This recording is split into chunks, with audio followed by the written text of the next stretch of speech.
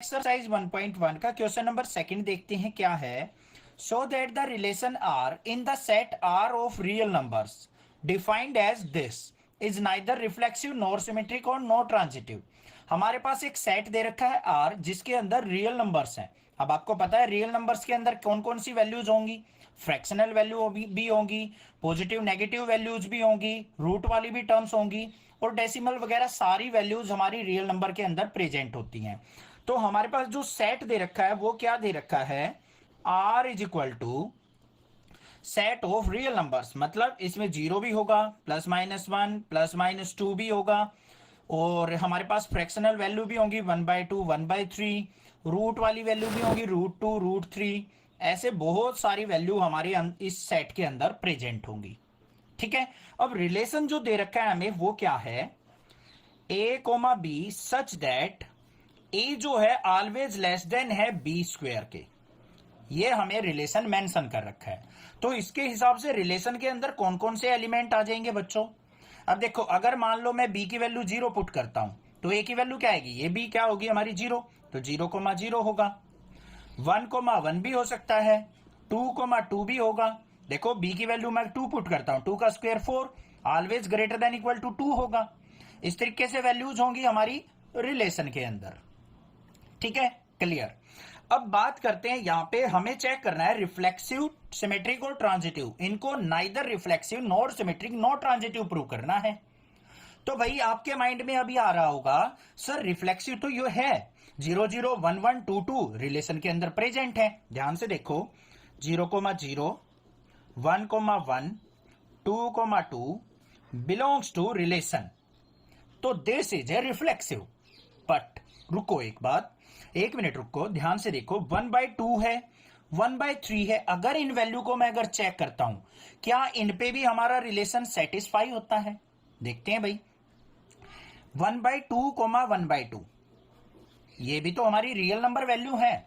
क्या इन ये वैल्यू जिसके अंदर आती हैं, नहीं आती, कभी भी नहीं आएंगी। देखो रिलेशन क्या है, a less than equal to b square. अगर ये a है ये b है, ठीक है, तो यहां पे 1/2 लेस देन इक्वल टू 1/2 के स्क्वायर के होगा, कभी नहीं होगा। देखो ध्यान से क्या आया, 1/2 लेस देन इक्वल टू 1/2 का स्क्वायर करेंगे 1/4। ये वैल्यू क्या हो गई हमारी, लेस होती है, छोटी होती है इसके कंपैरिजन में। तो यहां पे हमारा रिलेशन काम नहीं करता है। तो यहां पे क्या लिखेंगे, 1/2 नॉट बिलोंग्स टू आर। ऐसी वैल्यूज भी हमारी क्या होनी चाहिए, रिलेशन के अंदर प्रेजेंट होनी चाहिए, तभी हम इसको रिफ्लेक्सिव कह सकते हैं। समझ में आ गई बात, ध्यान देना ये बात। तो ये क्या हो जाएगा, नॉट रिफ्लेक्सिव। एक बात क्लियर। सेकंड वाले पे चलते हैं। सेकंड वाले में क्या होता है हमारा, सिमेट्रिक। सिमेट्रिक में क्या होता है, अगर a, b belongs to r है तो b, a भी क्या होना चाहिए, बिलोंग्स टू r होना चाहिए, तभी हम सिमेट्रिक कह सकते हैं। अब यहां पे पेयर ले लिया, मान लो मैंने 2,6 बिलोंग्स टू r, 6 का स्क्वायर ऑलवेज ग्रेटर देन 2 होगा।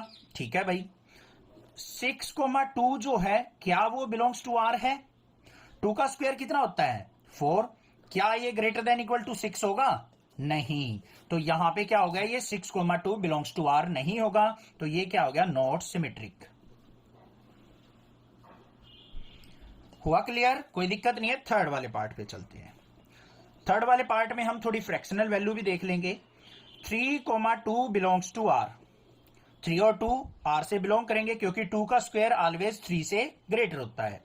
दूसरा कोई रिलेशन ले लेते हैं, 2,3/2 ले लेते हैं, बिलोंग्स टू आर, ये भी होगा क्योंकि 3/2 का स्क्वायर करेंगे तो 9/4 2.2 होगा।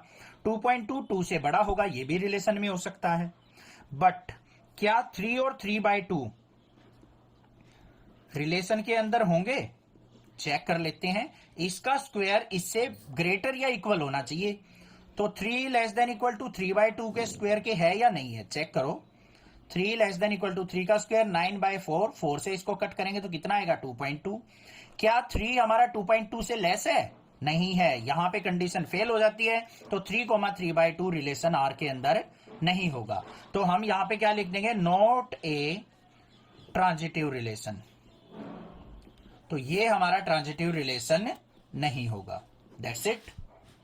पता है ना आपको, ए कोमा बी अगर आर में है, बी कोमा सी आर में है, तो ए सी हमारा आर में होना चाहिए, तभी ट्रांजिटिव होता है। तो यहाँ पे ये भी ट्रांजिटिव नहीं होगा।